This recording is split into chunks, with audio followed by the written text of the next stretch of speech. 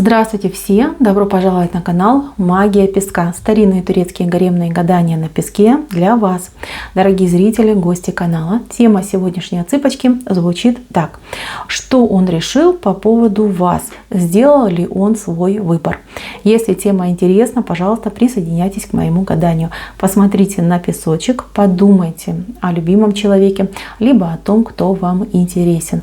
Представьте его мысленно, либо вслух задайте такой вопрос. Мой милый дорогой, что ты решил по поводу меня? Сделал ли ты свой выбор? Надеюсь, вы настроились. Я убираю Назар.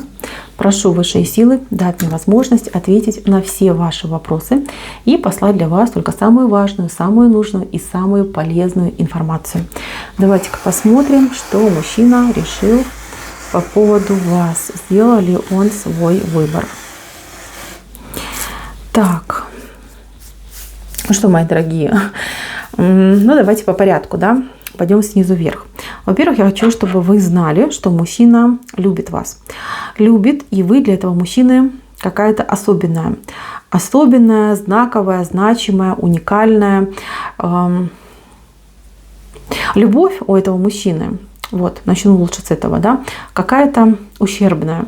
То есть этот человек любит, да, может любить даже самозабвенно, но при этом он очень какой-то ленивый. Либо человек, который, вот он привык к каким-то зонам комфорта, либо он себе их сам создает, либо он их сам себе придумывает, и ему очень сложно менять свою жизнь, очень сложно ему принимать решения, и еще сложнее эти решения ему приводить в жизнь. Человек очень беспокойный, очень щепетильный, у него там 1001 мысль в голове, очень сильно подвержен чужому влиянию, особенно взгляду со стороны, да, либо окружающих людей. Для него очень важно, что про него скажут, что про него подумают, что скажет мама, что скажет там бабушка, тетя, сестра, соседка, начальница, коллега, да просто проходящая мимо, я не знаю, там бабушка. Вот что они скажут, что они подумают.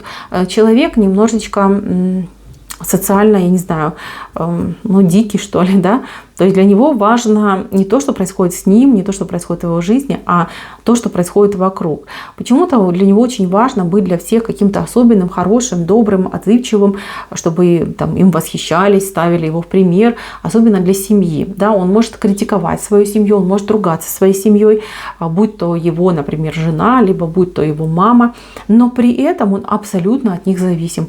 То есть он может вам говорить, там мне пофиг, что там мама говорит, да, я вообще всегда с ней спорю, всегда с ней ругаюсь, но при этом, будьте уверены, он 100% делает так, как говорит его мама.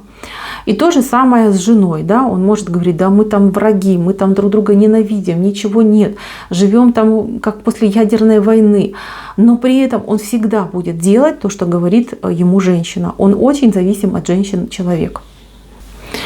Так что, мои дорогие, если этот человек живет при женщине, живет он с мамой, либо он живет с бывшей, либо с настоящей, либо он постоянно общается с какой-то другой женщиной, знайте, что эта женщина, она лидер, она доминантная самочка, которая будет этого человека заставлять плясать под свою дудку.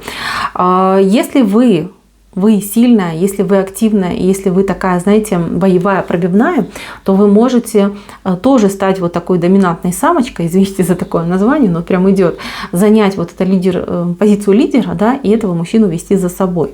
Но другой вопрос, а интересен ли вам будет такой вот подхалим мужчина, да, который будет скрывать свои чувства и эмоции, который будет делать все, чтобы там вам угодить, при этом он будет идти куда-нибудь там к друзьям, в паб, бар и строить из себя какого-нибудь там крутого чувака, который там всех строит вправо-влево. Вот этот момент в вашем мужчине мне лично не нравится, это мне не импонирует.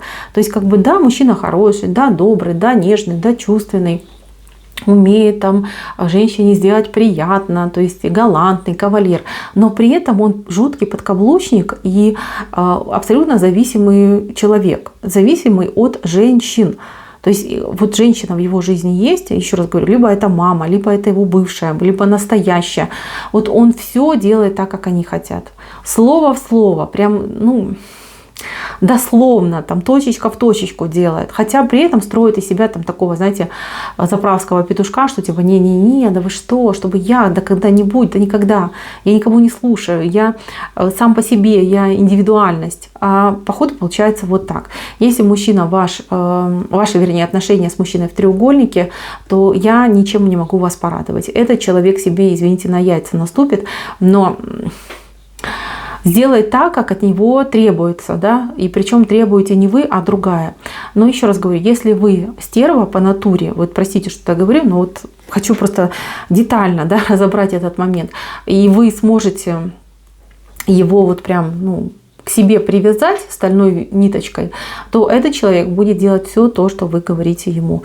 Но опять же таки, тут риск, что вдруг найдется женщина посильнее, позубастее, чем вы, запросто может его увести. Он же такой, знаете, как козлик на веревочке, да? Любая сильная женщина может его отбить и сделать своим рабом. То есть у него вот именно существование какое-то даже не человеческое, а рабское идет, да?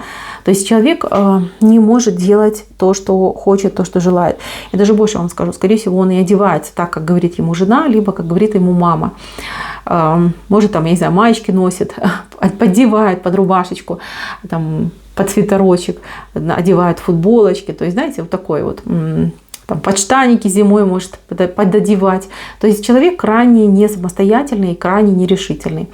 Что он решил по поводу вас? Да ничего он не решил по поводу вас. Когда он с вами, и вы говорите, что же ты решил, он скажет, что ну, все, буду с тобой, все, завтра я с ней поговорю, завтра я там развожусь, послезавтра там подаю документы на развод, а послезавтра мы с тобой женимся. Знаете, что это все обман. Обман — это его иллюзии, его фантазии, он не свободный.